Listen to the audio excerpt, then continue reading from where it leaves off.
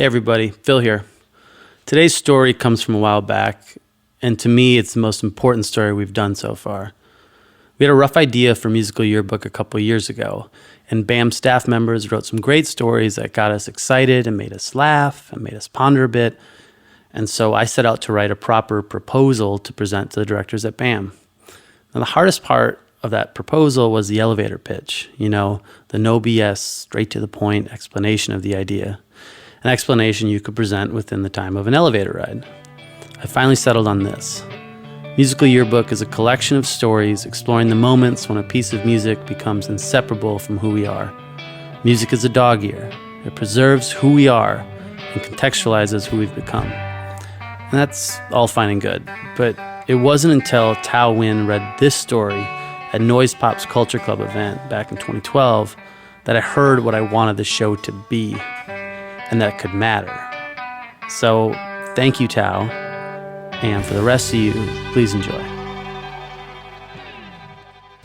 I used to lay down in front of the speakers, Smokey Robinson and me. At the age of 9 or 10, I didn't know if it was a male or female voice I was listening to. Actually, I had a pretty good idea that smooth, disarming grit came from an older woman who had cigarettes all the time and kept her hair messy on top of her head and called everyone baby, and then something dirtier. Actually, every time I listened to You Really Got a Hold on Me, I saw the blonde, sweetly broad-faced woman who was Roseanne's friend on Roseanne, not Crystal, the other one. Smokey and I on the dusty hardwood floor of our shitty house that was frequently ransacked by my father raging and my mother protecting, or the both of them just openly hating the lot they drew in each other. An older brother 8 years beyond and teenage light years away, utterly prepared to go to college and forget a great deal about everything. We were a family ransacked by silence as well. I was raised in a very resilient immigrant household with surgical steel modernist values. By that I mean these adults were very good at keeping me physically alive. For all other sustenance, I would have to look and listen elsewhere. Enter the wellspring of 100.3 WBIG, the biggest oldies, played by the DC area's finest oldie station.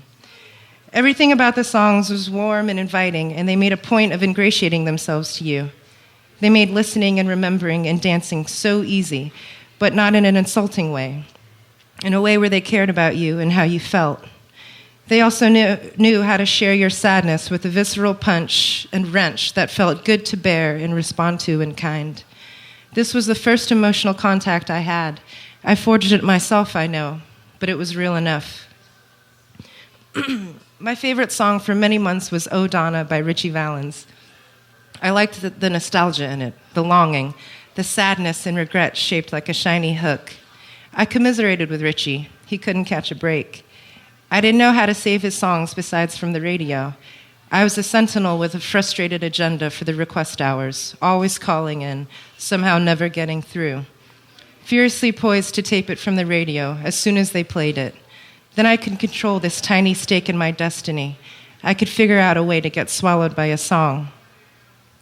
The one time the actual DJ picked up, I knew his voice like my own. I was nervous because to me he was a celebrity. I lied and told him it was my mother's birthday. Her name was Donna. Could he please play Oh Donna by Ritchie Valens? It was definitely her favorite song for obvious reasons. He very enthusiastically consented. He promised. I was rapt for the rest of the request hour, willing it to be the next song, every song. He never played it, and thus deeply betrayed his most devoted listener. My first and only, and now residual thought was, he could hear I wasn't white. He somehow knew my mother's name wasn't Donna. I had suffered discrimination. I was born in Virginia. I sounded white. I was also the state's youngest conspiracy theorist. I obsessed over 60s pop and rock and roll. I don't claim obsession lightly. I have come to recognize the way I listened to music was a lot more for survival than it was for joy. It was joy, but it was my only joy. I don't say that lightly either. These people who lived in a time I would never know, who sang about emotional rushes and releases I wanted to feel and experience, but didn't believe I ever would, were my way out of a life I wasn't old enough to change, and my couriers into a brighter, softer, breathing parallel. A couple years later, my dad left and my mom went to work and my brother to college, and I passed the time in a more sensible loneliness. I started playing guitar and writing songs, and here we are.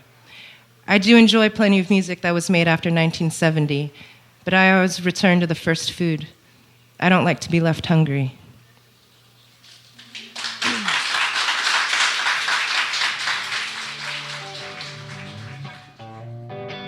For all things Musical Yearbook, check out themusicalyearbook.com. And if you really like this podcast, subscribe to it right now. Do it. It'd be fantastic. And you'll get all the new episodes right away.